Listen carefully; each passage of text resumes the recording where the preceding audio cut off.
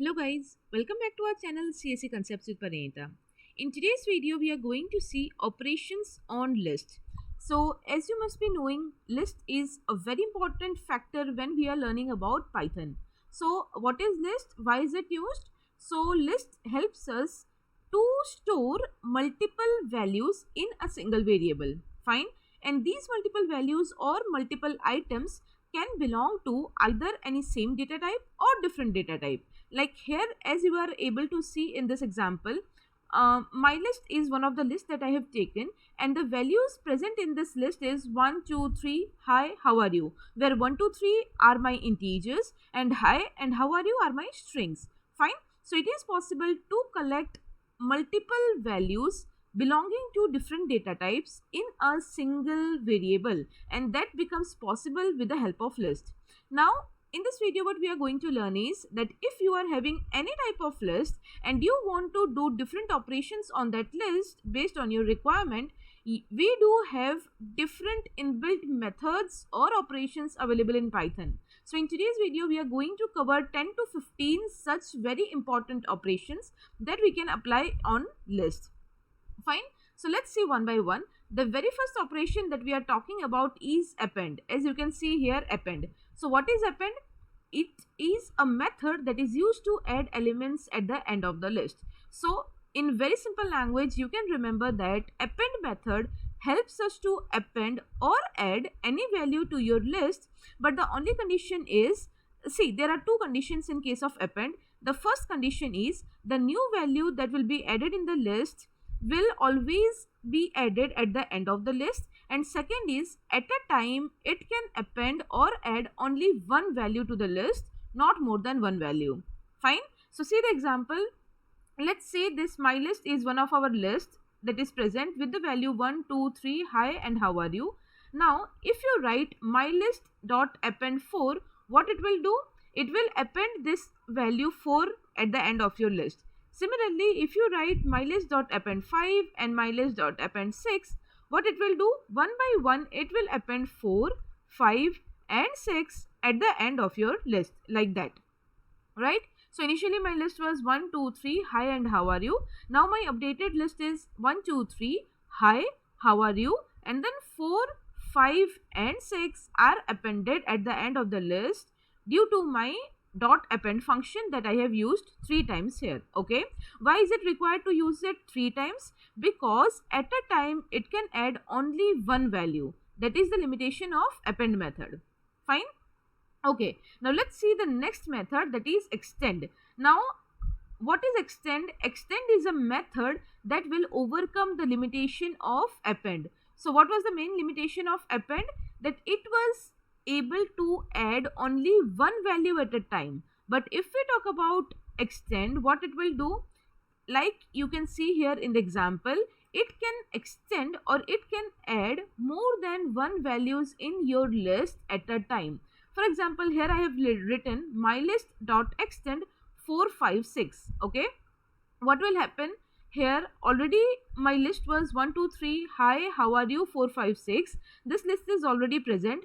Again at the end of that list 4 5 6 3 items are appended again, as you can see here, with the help of dot extend. So what is dot extend? It is used to add more than one element at the end of your list. So the limitation that was there in append method, it is being overcome in this extend method.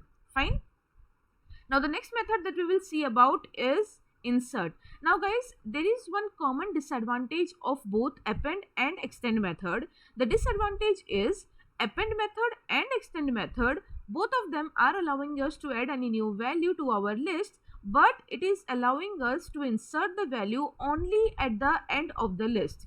What if you want to insert any data in somewhere middle of your list? In that case, you cannot use either append method or extend method. So in that case, you can use the insert method. So how this insert method is being used? This method can add an element at any given position in the list. So that is the beauty of insert method, that with the help of this method you can insert any of the value in your list at any position. So basically this insert method is taking two arguments, where the first argument specifies the position and the second argument specifies the element to be inserted. So this is an important point that you must be knowing, that there will be two arguments in the insert. The first argument will be the position and the second argument will be the element. For example, if you have written here mylist dot insert 3, 4. So what we are saying here, that at the third position of the list, right, at the third position of the list, third position means third index actually, 0, 1, 2, 3, at the third index, the index of list is always starting with 0, very similar to array, right? So what we are writing here, mylist dot insert 3, 4 means what? At the third index I want to insert the value for second.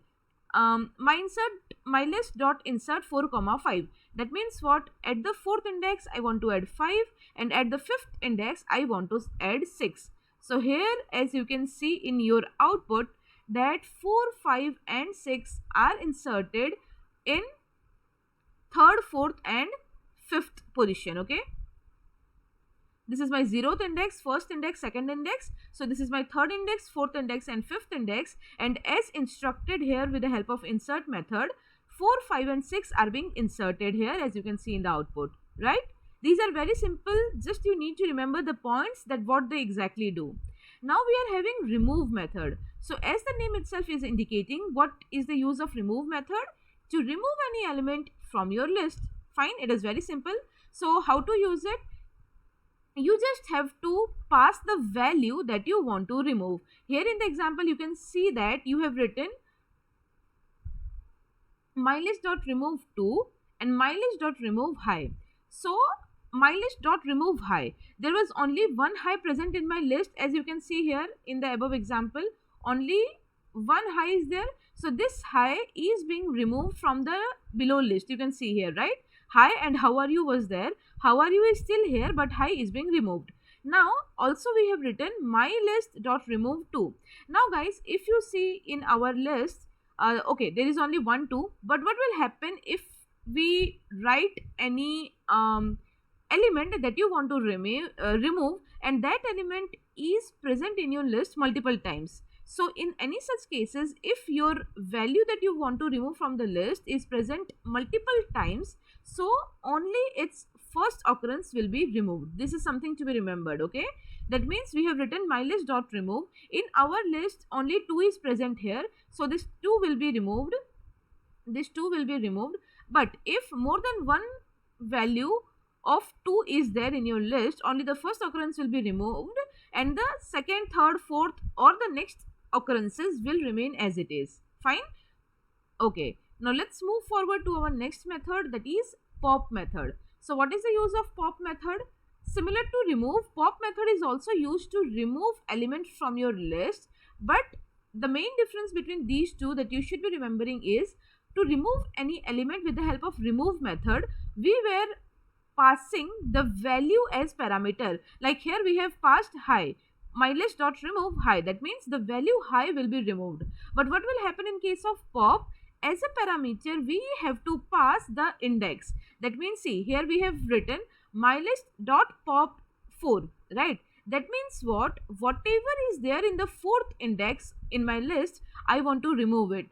See in our example above, what is in the fourth index? 0th index, first index, second index, third index and fourth index. So here is my fourth index. In my fourth index I was having 6. So as soon as we have written mylist.pop4, this fourth index, that is the value 6, is removed from our list. Okay, so this is the basic difference between remove and pop that you must be remembering.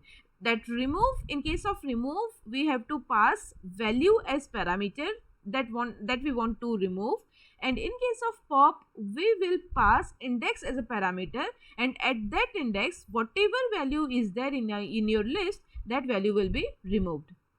Okay, now the next method that we are having is reverse. So what is the use of reverse method? As the name itself is indicating, reverse method is used to reverse the element of our list. Okay, like this, if you simply write mylist.reverse, it will reverse all the elements present in your list. Now whenever you use this method, it will modify the original list. That means if you write mylist.reverse and then you call or you want to print mylist, you can see that automatically the reverse elements are printed. Okay, so it will actually reverse the elements of your original list. Okay, then two important methods we are having, that is min method and max method. Okay, so min method and max method, as the name is indicating, is very simple. That min method is used to return the minimum value of the list, max value is used to return the maximum value of the list. Very simple, but here a couple of points are there that you should be knowing. Now this min and max, both of these functions can be applied only on the homogeneous list. What is homogeneous list? It is the list having elements of similar data type. That means either your list should contain only integers values or only string values. In such cases, you can apply min or max value. In case if you are trying to apply min or max on any list and that list is containing mixture of integer, string, float, etc., in that case you will get an error. Okay, so you should be remembering that both of these methods can be applied only on homogeneous list. Now let's see how they work. For example, let's say this is your list having some integer values, and if you want to apply min of my list and max of my list, and if you want to print it, it is very simple. The minimum value in your list is 2. So see here output, for the minimum value it is printing 2 here, and for the maximum value below you can see for the maximum value it is printing 535. Similarly, if I apply this min and max function on string like this, okay, I am having random values here dgdg, gg, abv and axc. For example, these are the 4 strings present in my list and I want to apply min of my list and max of my list on this. So how this sorting is done?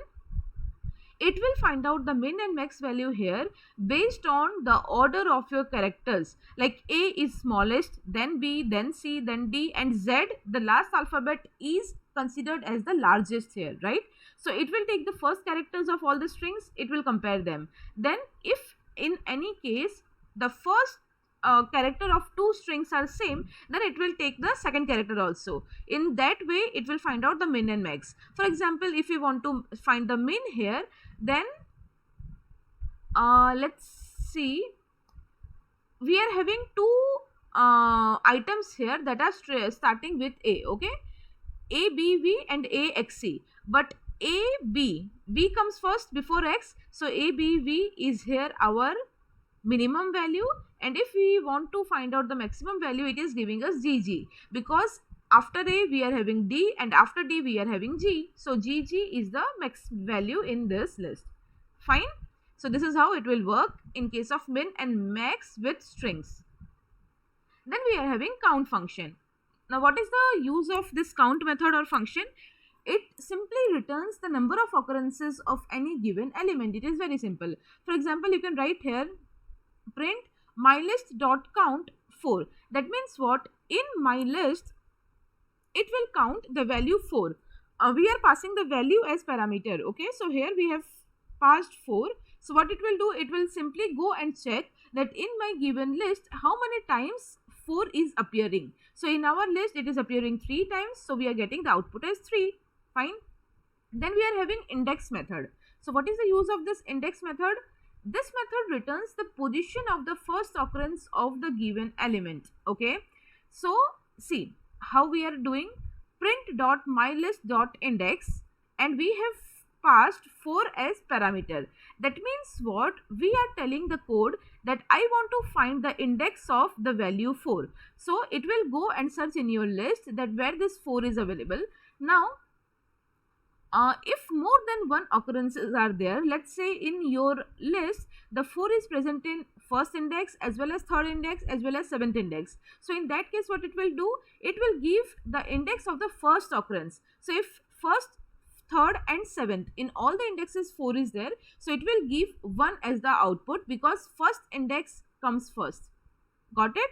So when this value, the value that is being passed, is available in your list multiple times, the index of the first occurrence will be returned. Now here again we are having one more variation. Like you can see here, print mylist dot index 4 comma 0 comma 2. So what is these two, 0 and 2? These are the beginning and the ending of the index to be searched. So see, in the first example where you have written print mylist dot index 4, so in that case what will be done, your whole list will be searched and the value 4 will be searched, that in which index it is present. But when you are writing 4 comma 0 comma 2, you are giving one limitation, that you don't want to go and search in the whole list, but you just want to search into the indexes between 0 and 2. Fine. So in this case what it will do, it will search only from 0th index to 2nd index. Fine. This is how it works. Let's move forward. Then we are having sort method. Now what is the use of this sort method? This method is used to sort your given data in the ascending order. So by default, if you simply write your list dot sort, it will simply sort your list in the ascending order. And if you want your list to be sorted in the descending order, what you need to do, just as a parameter you need to pass reverse equal to true, like this. Fine. So sort method is very simple. I hope all of you know that. So it is very simple. For sorting, dot sort, for sorting in descending order, dot sort reverse equal to true. If you don't pass anything in the parameter, by default it will sort the values in ascending order. Then the next method we are having is clear. So what is the use of this clear method? It is very simple. It simply erases all the elements from the list and empties it, right? So whenever you will check, whenever you will do mylist dot clear. So whenever you will do mylist dot clear, and then if you want to print your list, you will simply get empty list like this, because what clear will do, it will clear or erase all the elements from your list and empty your list. Fine. Okay. Then slicing. Now this is again slicing in your list is one of the most important methods that you must be knowing, because many times as per our requirement we need to do slicing of our list. Fine. And it is quite complicated, so many students get confused in this, but don't get confused. That's why we have taken multiple examples here to clear your concept that how actually slicing works. So see, slicing is very simple. What is the use of, what do you mean by slice? That if you want a part, see, slice of cake, give me a slice of cake. That means what, one whole cake is there, but I just want a small piece from it, one small slice of cake I want. So similarly, when we are saying that we want to slice the list, we want a slice of the list, that means what, a slice may contain many values, but we want a part of that slice to be retrieved, a part of that list to be retrieved. Fine. So there can be many variations. Let's see. Let's say we are having one list having the values from 1, 2, 3, 4, 5, 6, 7, 8 and 9. From 1 to 9 we are having values in a list. Now we want to apply slicing in that. So let's see one by one. With the help of these examples you will get clear idea that how slicing actually works. So first of all, what we are doing, print list 3 colon 9. Now whenever we are passing two parameters here, 3 colon 9, so the first one indicates the index from which we want the slicing to start, and the last index indicates up to which index we want to slice. So always remember, here 3 is to 9 means what, you have to remember that we will always take the value that is present in the third index, but we will not take the value present in the 9th index, right? So here in the third index we are having 0th, 1, 2, 3. In the third index we are having 4, and in the 9th up to the total indexes are 8. So up to total index we will take. So 4, 5, 6, 7, 8, 9 will be our output. Got it? It is quite simple. Then we are having 3 colon 9 colon 2. Now 3 colon 9 means what? We have to start with the third index and we have to take up to 9th index. Now what this 2 indicates, that we want the values with a difference of 2 in it. That means we will take 4, we will not take 5. Again we will take 6, not take 7, take 8, not take 9. At the difference of 2 we are taking the values. Similarly 3 colon 9 colon 3. At the end, instead of 2 we are having 3. That means here we have to take the values with a difference of 3. That means we will take 4, We will not take 5 6, we will take 7, again we will not take 8 9. Okay, I hope you are understanding. Try to match it with the given output at the front, you will understand it very easily. Then we are having 3 colon 9 colon 8. That means what? We have to take the values at the difference of 8. Now the first value we will always take, so we have taken 4. Now I want to take the next value after 8 values, but we don't have so much values here. So after 8 values there is nothing. So in that case we will only get 4. Next is 9/11. That means what? We have to start with the 9th index and we have to slice up to 11th index. But if you see in the list, the values we are having is 1 to 9. That means the index is 0 to 8. That means there is no 9th index. Here we will not get anything because 9th index is not there, so no value will be retrieved here. So we will get an empty list in this case. Fine. Then see, then we are having colon colon 2. What is colon colon 2?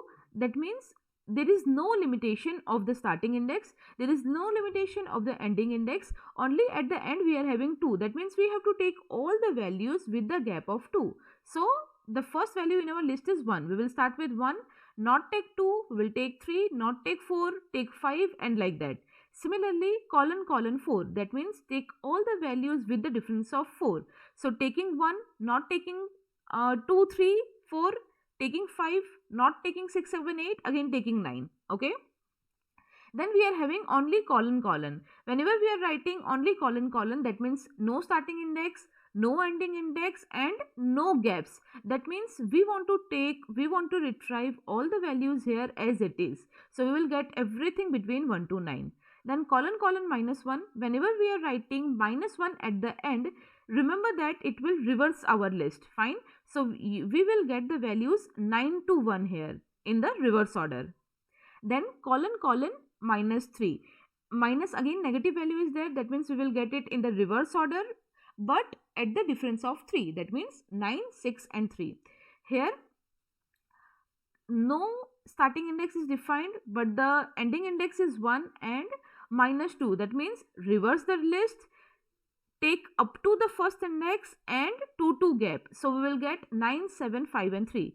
Then at the end we have 1 colon 1 colon 1. That means the starting index is 1, ending index is 1 and the gap is 1. So remember that whenever the starting index and the ending index is the same, you will never get any value in your list. Fine.